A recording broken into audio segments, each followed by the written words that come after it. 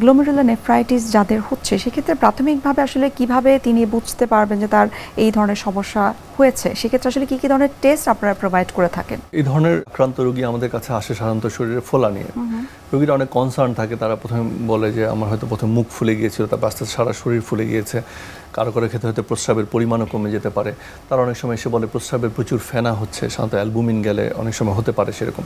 সেই ধরনের রোগী যখন আসে আমাদের কাছে, আমরা তার রক্তচাপ নির্ণয় করি।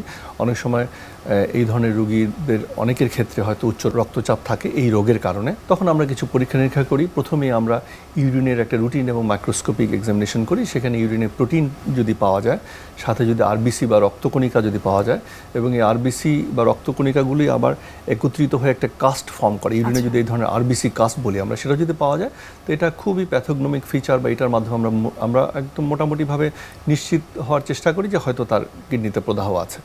তখন আমরা আরও কিছু পরীক্ষা নিরীক্ষা করি যে তার আসলে অন্য কোনো কারণে এই কিডনিতে প্রদাহ হয়েছে কিনা, কোনো ইনফেকশন বা কিছু। সেক্ষেত্রে আমরা hepatitis B virus, C virus এগুলো করি, এবং আমরা কিছু কমপ্লিমেন্ট, এটা এমন একটা প্রক্রিয়া যেমন শরীরে কমপ্লিমেন্ট বলে একটা জিনিস আছে, C3 C4, ইনফেকশন দিয়ে হলে অনেক সময় এগুলি কমে যায়, সেটা করি।